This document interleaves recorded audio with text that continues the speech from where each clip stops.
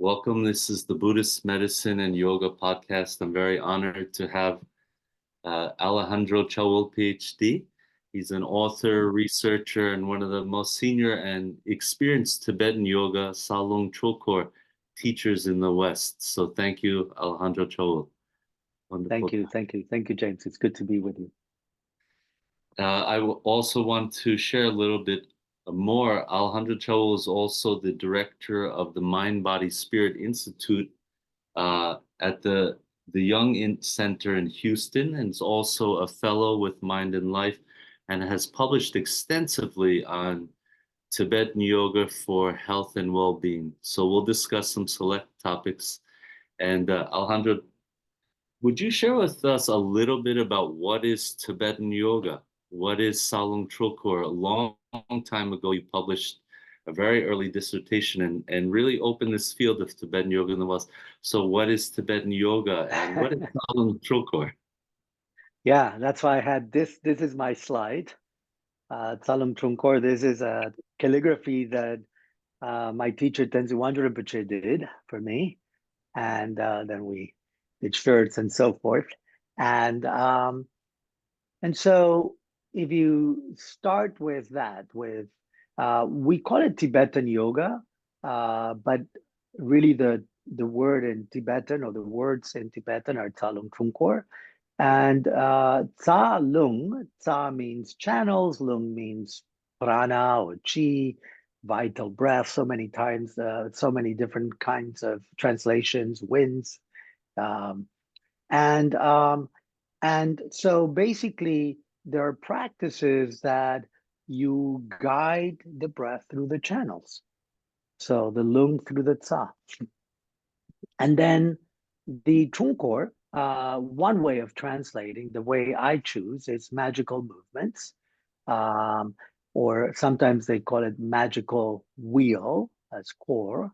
Um, and really, they're the movements that are done while we are using the tsa and the lung.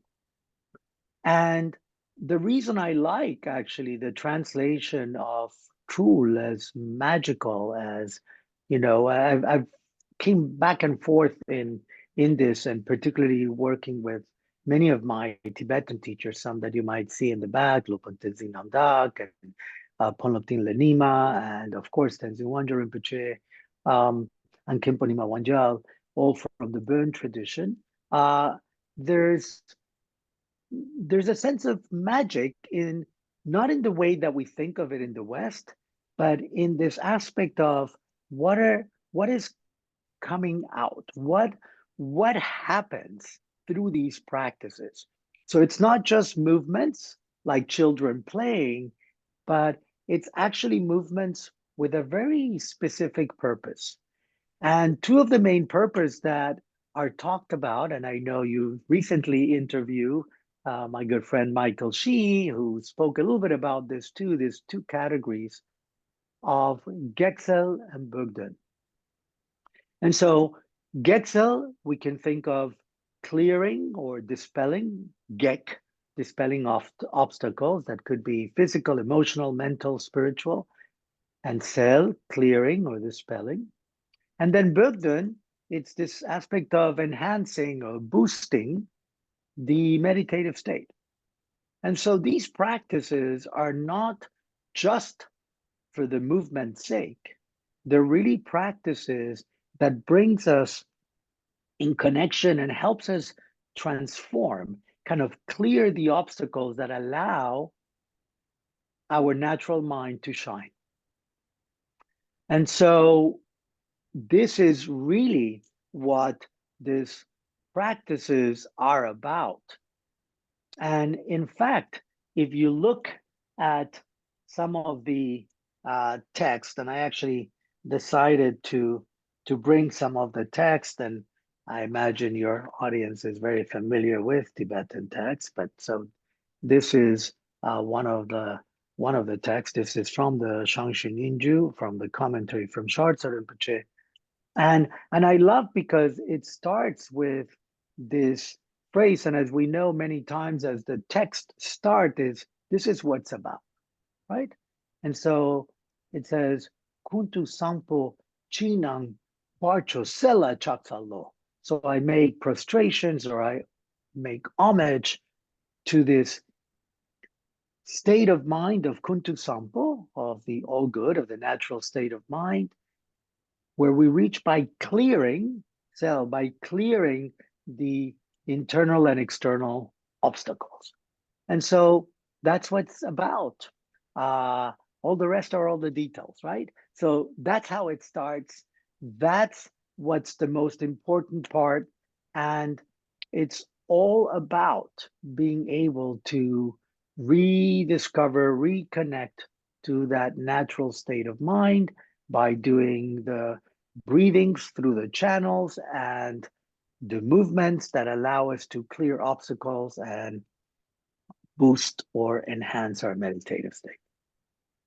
Yeah, and before we move on to some of this, there's an early paper, and it's entitled Magical Movement Trulkor, Ancient Tibetan Yoga Practices from the Bon Religion and Their Migration into Contemporary Medical Settings. So in this early paper, you really fleshed out the move of these traditional practices from lineages in the Yukjun Bon, specifically Atri and Zanjon Nenju, and started to really clarify some constructs for research too. So in this article, you shed light on the early history, but you also make a clear categorization or construct around mind, energy, and body. And I think this has come up in some of the research. Can you tell us a little bit about what is meant by energy or lung and why it's an important mind-body construct in research and practice? Yeah. And I want to also give credit to many teachers, but particularly for me, even before I came to Bern, Namkhai Norbu Rinpoche was really the one with whom I even knew that this category existed. So I had taken teachings before, on the Naro Chudruk, the six yogas of Naropa, but yoga there, it's more of practice. There was less of trulkor.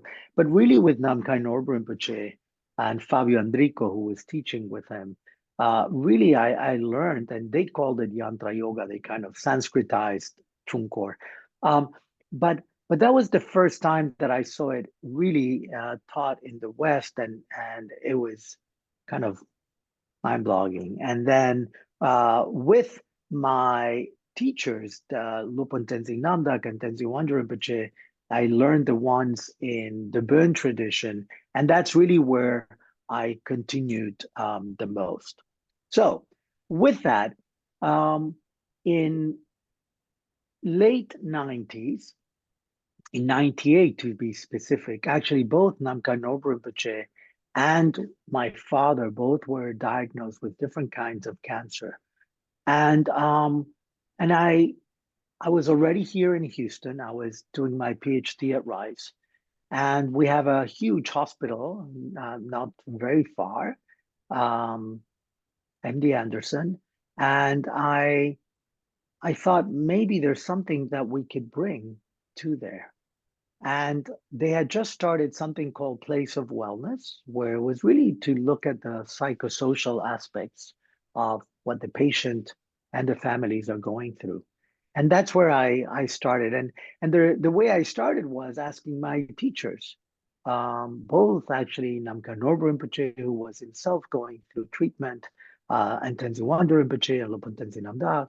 And they were very supportive. Yes, do something there. And as I was doing there, after maybe a year, yeah, I think it was around a year later, um, I met Lorenzo Cohen, who was at that time a researcher in behavioral science, then became director of integrative medicine.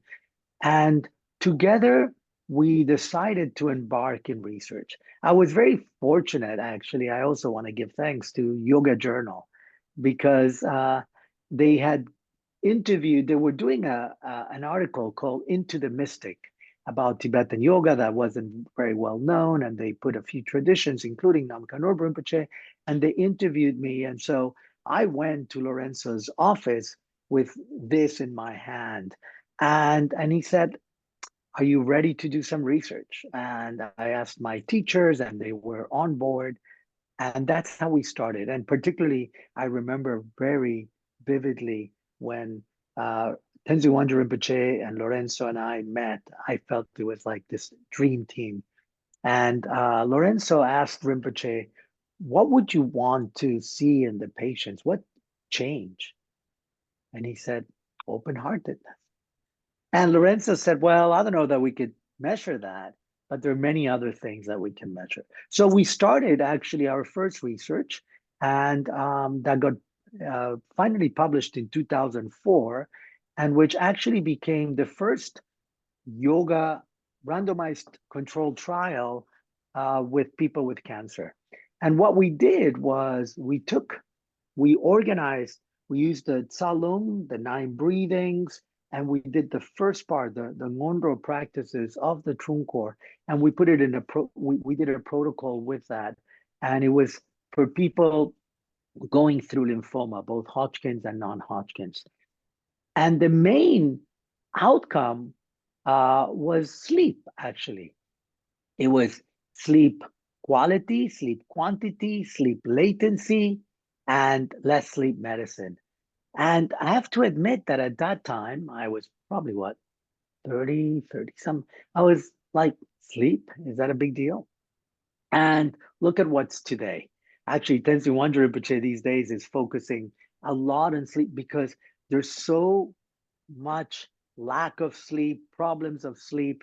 And so it was great to see that sleep was a positive quality. And in fact, it got a lot of attention. And that's how we then were able to get a large research grant from NCI, the National Cancer Institute.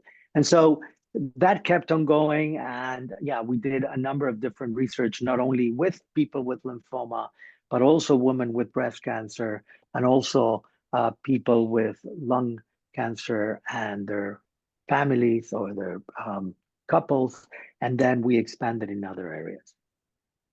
I noticed that this is a quantifiable measure. So many researchers are looking for something very specific to draw a conclusion from. And I'm familiar from acupuncture. I work in oncology care.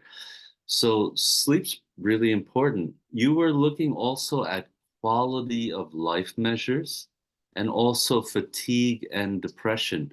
Any findings? I see some later 2017 papers, but fatigue, quality of life, anything around these measures?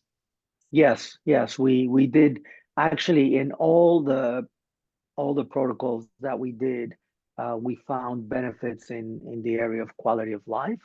We found benefit in what they call intrusive thoughts. So this, in this case, these were people going through cancer treatment. So mostly this, um, thoughts that about the cancer, about interfering with their daily life. We found significant reductions in anxiety.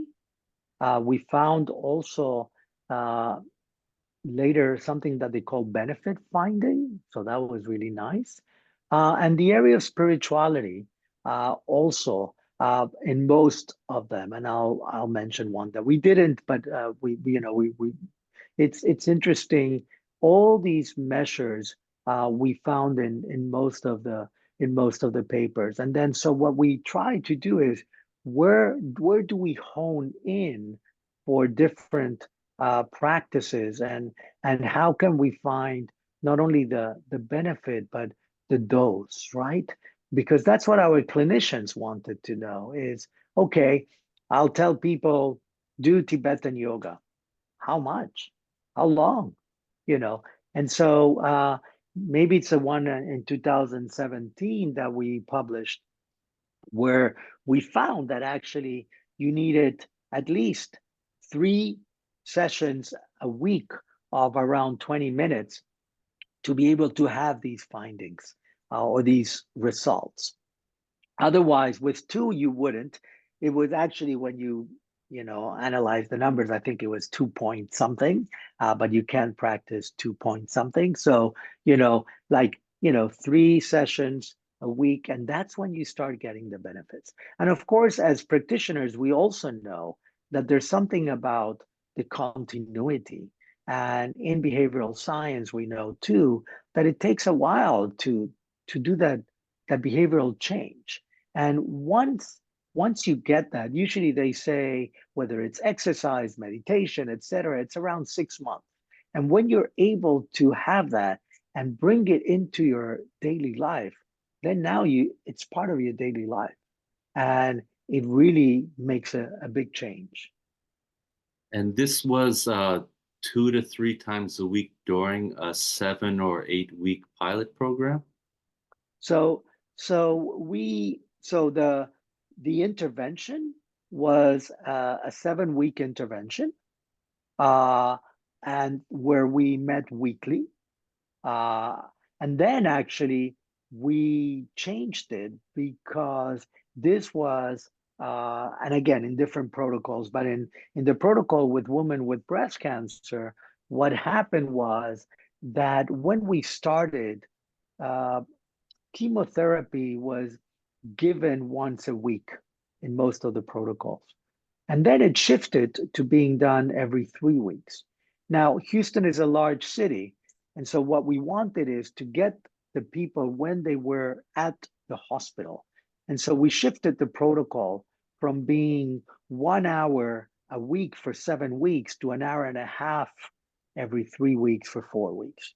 Um, and um, and it was a relatively large study. It was well funded. We had 300 patients, and and what we and what we found is that the benefits of sleep and intrusive thoughts and so forth were there when you practiced more than twice a week.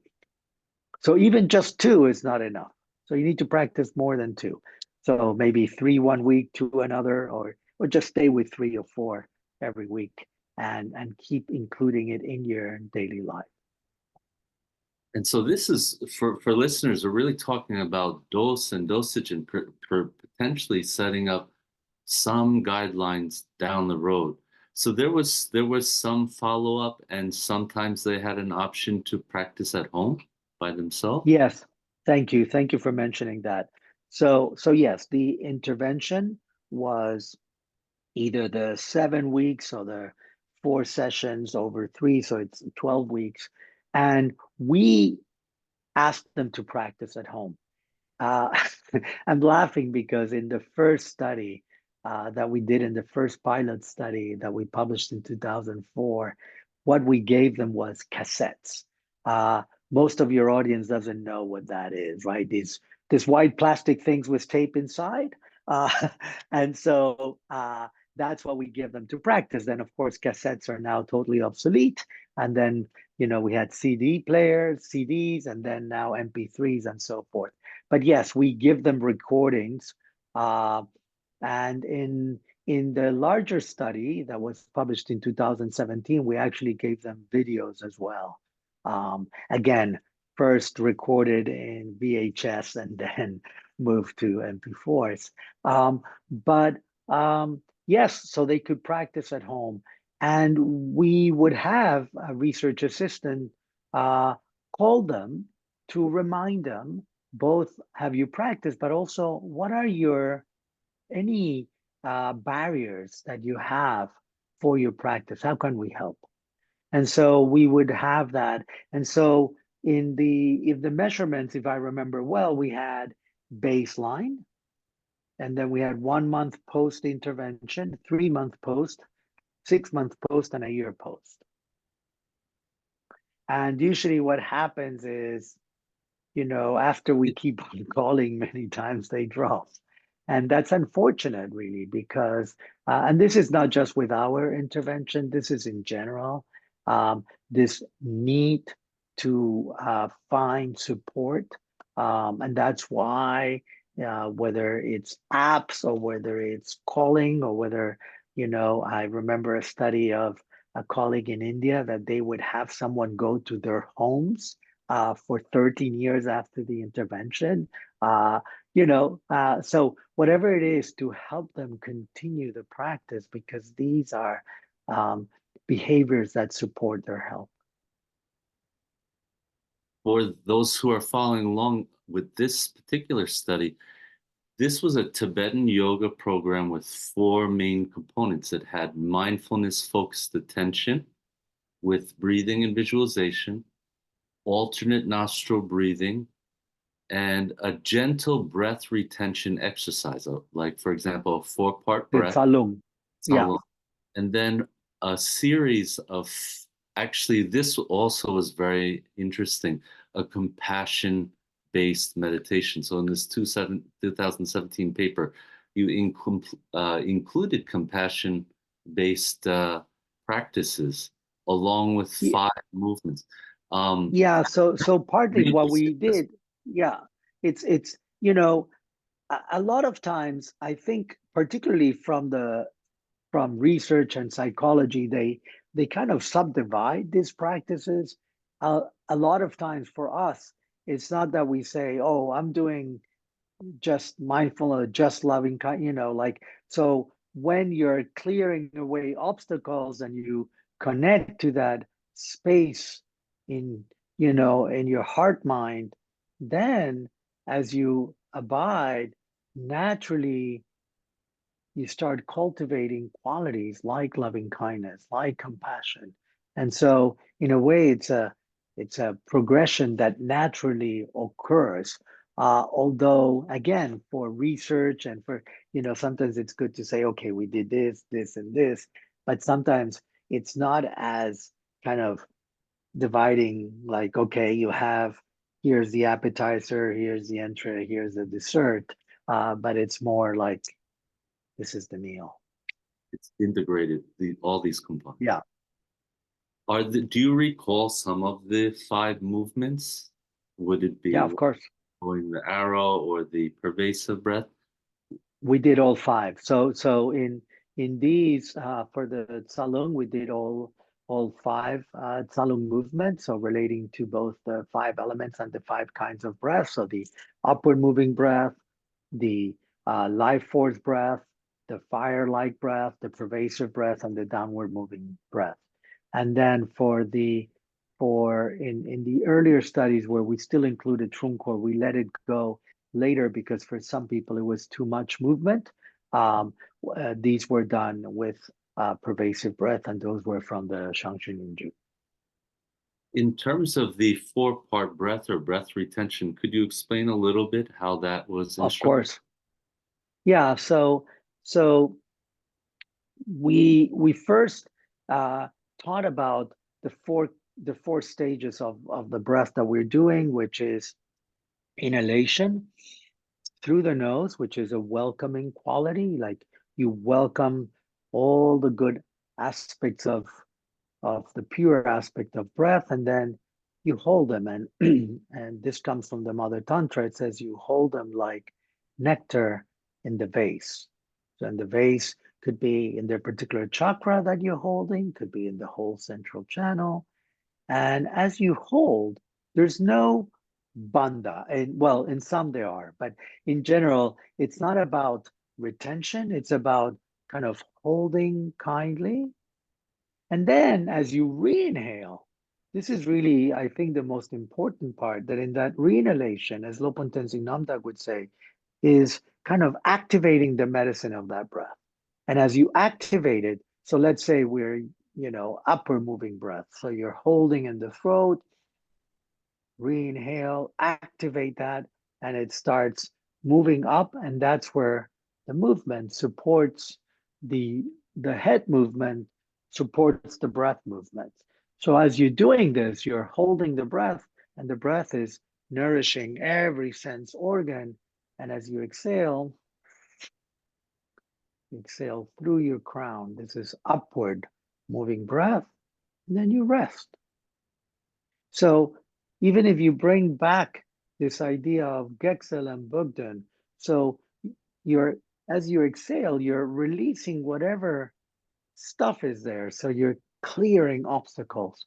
And then in the resting, is where the possibility of boosting or enhancing that meditative state. You're cultivating what sometimes you write the word we use in Tibetan gom, kind of that is related to kom, to familiarize and cultivate that particular state of mind. And so in each of the five movements, we have that inhalation, holding, reinhalation, and in that time is that activation. That's when the movement comes in each of them. And then after the movement, exhalation, kind of releasing what you don't need. And then you release, let go, inhale, invite again, and continue the process. In a way, this specific breathing practice, some might be familiar. It's called vase breathing or gentle vase. Um, when introducing these bodies of practice into research, did you feel the need to draw on existing bodies? There's very little bit on the vase breath. There's plenty on breath physiology and mindfulness or compassion. Did you feel that you need to draw on existing breath physiology research, or really just look at the outcomes of these specific practices for this The specific? people, the people that are coming are all neophytes to any kind of yoga. In fact, that was part of the prerequisite. And at that time, it was very easy because no one knew about yoga, at least in our patient population. Um, but it's not just about vase breathing in these practices. Vase breathing is just one of the practices. So, for example, when we're doing upward moving breath, there's no vase breathing. When we're doing life force, there's no vase breathing. When we do, it does come in the lower chakras. So when we're doing the fire-like, clearly there's uh, related to the vase breathing. And so there is a cultivation of that that comes in our practices, that comes later. And so here, it's only we use it for the fire-like breath.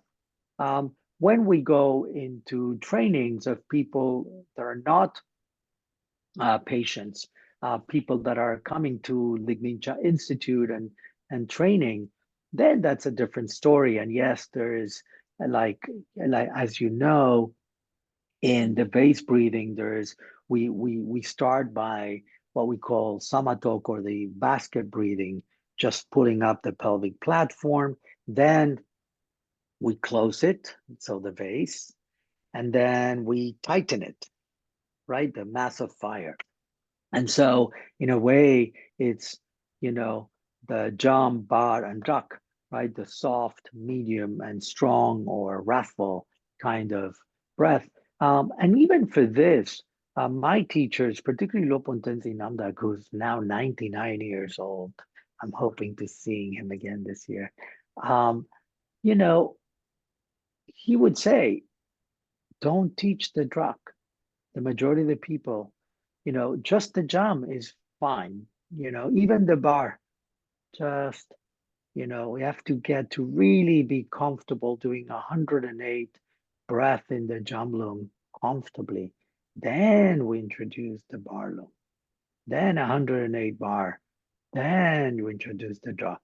But, for the majority of the people, as he said, staying in the jamlung is perfectly all right.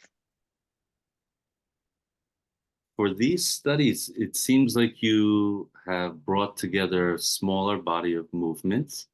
And sometimes with the cancer research, we find some improvement of mind body practices for arthralgia or joint pain, or for breast cancer, some post surgical.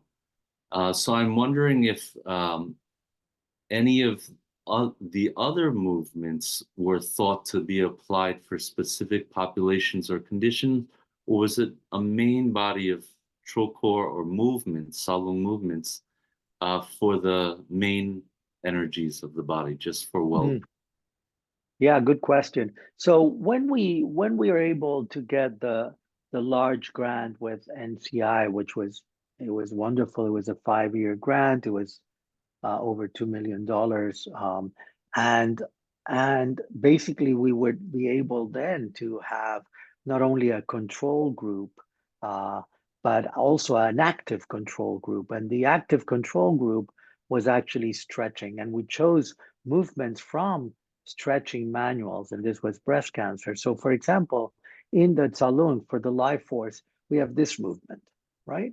And so in the breast cancer manual, there's this movement that it's particularly good after mastectomy, right? And so we would include that and we would pair them. The idea was to pair the control as close as the intervention as possible, but of course having some differences to see if there was any difference. So that's one. Then specifically, so for example, when we did this study with people with lung cancer patients and their family or their couple, what we did is we focused just on two tsalung, actually. We did the 9 breathings, but we did two tsalung. This one, which is, yes, life force, but also related to the heart organ. But then also the pervasive breath that relates to the air element and to the wind, so to the breath and to the lungs. And so we used those two. And it was interesting because I have to admit, I was a little bit concerned because we were asking these people with cancer, with lung cancer, to hold their breath, but we were doing it very kindly. So, usually during these practices, you hold a breath, you do this movement, and it could be for many people, it could be a long time to hold the breath. But what we were doing was, I love this expression in Tibetan, kale kale, right? We're doing it slowly, slowly. So if they could do one and one, that's fine. And what we noticed were a couple of things interesting. One is that people do increase their capacity. Two, that because we asked them, we taught them together with their couple, and we asked them to practice together with their couple, which meant they support each other, but also that they connected. So sometimes things that we noticed was that, for example, we asked them when we taught them, right, they would face the instructor, but then we asked them, okay, when you practice, face each other. And what we noticed is that people would reach out to each other, hold hands or extend their feet and touch toes. And part of, you were talking about quantitative, about qualitative. They were saying that this was very useful for their connection. Um, and that then practicing together was a different kind of connection than other ways of being together. And so that was very rewarding, both for them and for us as the, researchers. Was this in relation? There was a paper that said coupled-based Tibetan yoga program. So I thought this paper specifically, I thought was so, for me, groundbreaking just to read. So there, we experience, especially with a cancer diagnosis, fear, but incredible isolation. So this paper, for those who haven't gotten to read this yet, it'll be in the show notes, was also for caregivers or care providers as well. So did you see noticeable positive outcomes in terms of relieving the burden of care? So this is really about Tibetan yoga in a healthcare setting, but the relational interpersonal aspects are really being highlighted. So did the caregivers themselves seem to express? Yeah, and we actually wanted to focus on both because a lot of times research or even clinical practices focus on the patient and the caregiver as a support to the patient. But we know how much the caregiver is going through as well. So we wanted to look at that as well.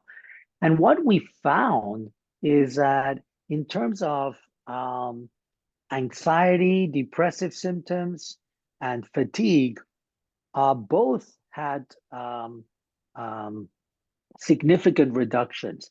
Now, one thing that we didn't find it was interesting in the caregivers, but we did find in the patients was um, spirituality.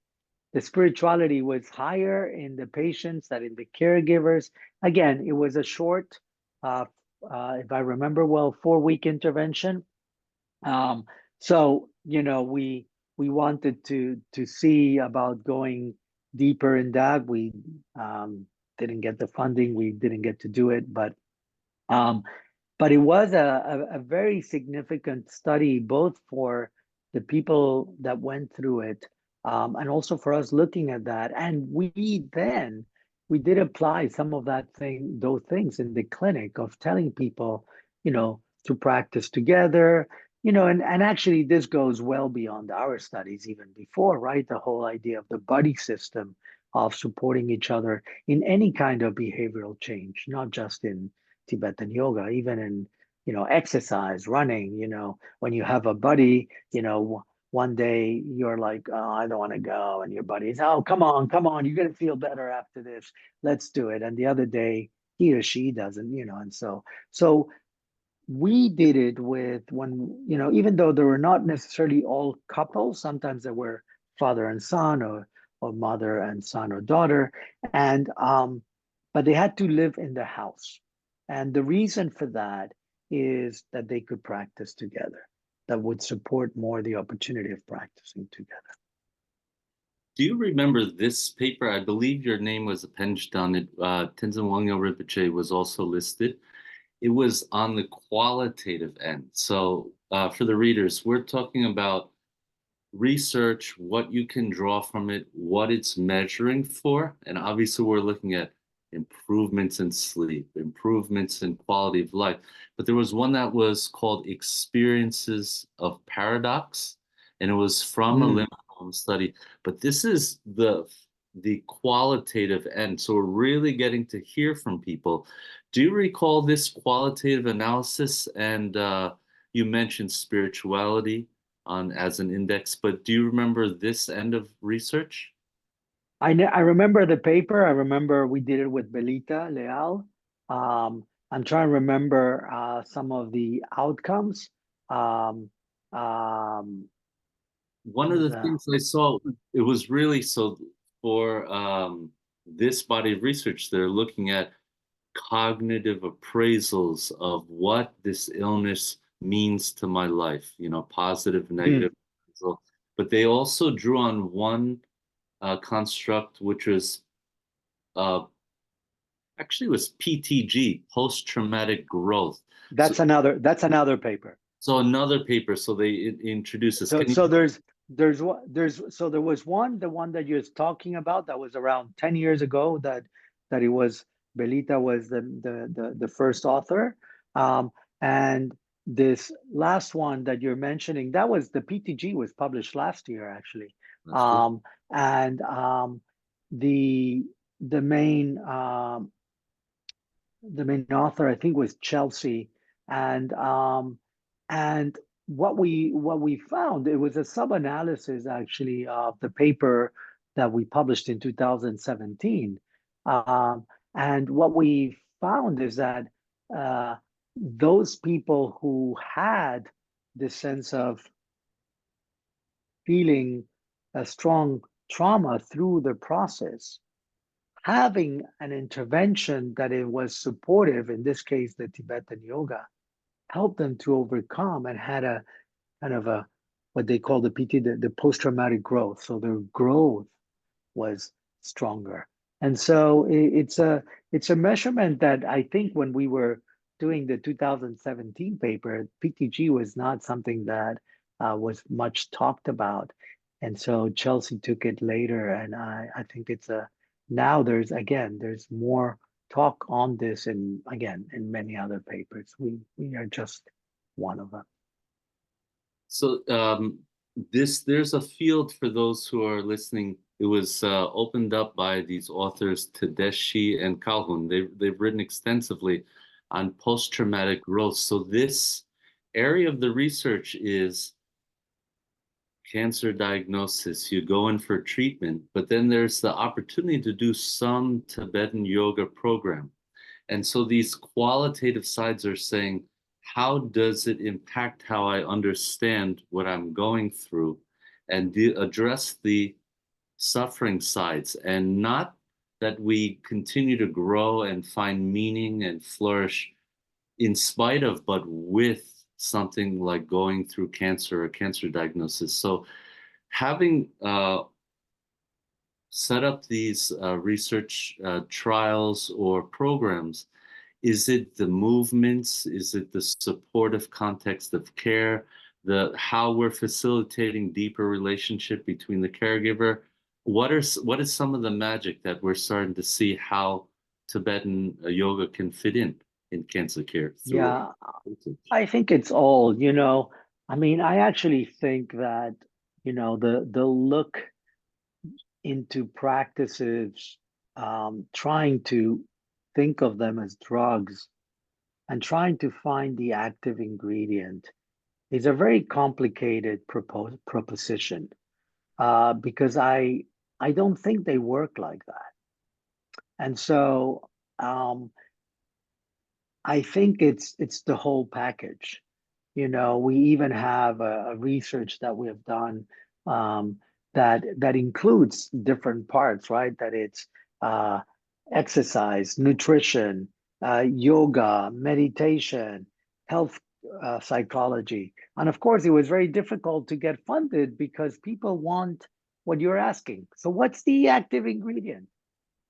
I don't know you know Now the patients actually care less what's the active ingredient. If they know that this helps, let's do it, right? Um, and so and if they have the support for it, so the support could be, well, if it's Tibetan yoga, do we have ways of attending classes or videos or audios or and so if you go into the website at mdanderson .org/integrative med center, you'll see some of these videos. And these are available not just to people in the research protocol, but some of the videos are open to all. And there are actually some in English, some in Spanish. And partly is that what we saw in the interventions we brought to the clinic, not just in a one-on-one meeting, but in our group classes. And so we had group classes that included the Tibetan yoga. We had group classes that included the sounds because we have done research with the sounds, with the Aum Hung. We have, research, in other areas, of course, in music therapy, in acupuncture, it's your field. So we bring whatever we find in the research, we bring it back to the clinic. But also I think from a practitioner side and from a patient side, or I think what we need to remember is that it's almost like we have to keep Zen, right? Small, uh, uh, short is better than long, and little is better than much. So it's better for them to have something that they can actually apply and practice than to have all this body of work that they know is there, but they can't practice.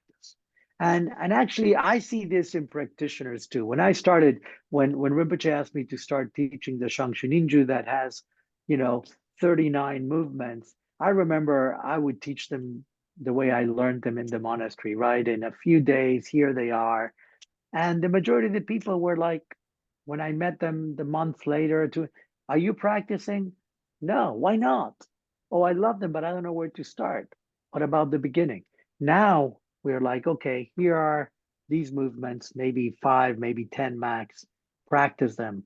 We'll see you in 6 months or in eight, let's practice again. So I think that's really important. And finding the right setting. So thinking beyond the patient population, right? So where do people practice? Some people like to go to places like Ligmincha, right? To practice, or whatever Tibetan center. But other people like to go, for example, to places like Esalen, Omega, Menla, that I know you teach too. So I wanted, since we are here, to let people know that if you like those places, I'll be in Esalen in June. I'll be in Omega uh, in August, and I'll be in Menla in November. And so in Menla, actually, I'll be doing more related also to the research. Um, in in Omega, I'll do more the Shangshu Ninju trulkor, uh, which I'm also coming out with a new course with wisdom for that. And in June in SLN, we'll do Tsalung and sounds. So kind of the subtle body expanded through that. So, and also I wanted to mention, as Michael mentioned in his interview with you, that we're we're putting together a conference on Tibetan yoga. Hopefully, hopefully next year we'll see if we get enough funding and so forth to be able to do it.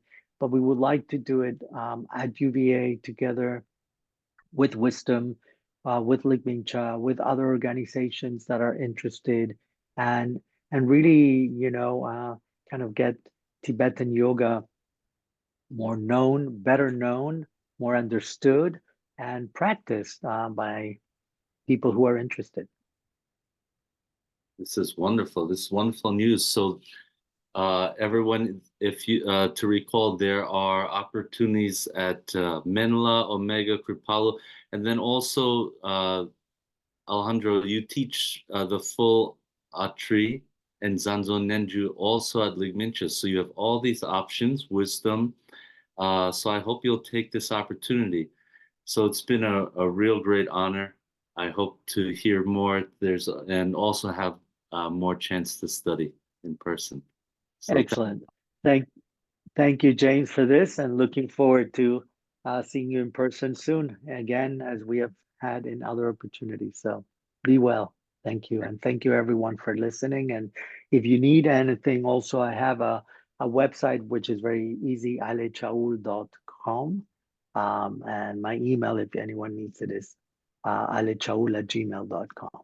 Uh, but soon, maybe I'll announce something.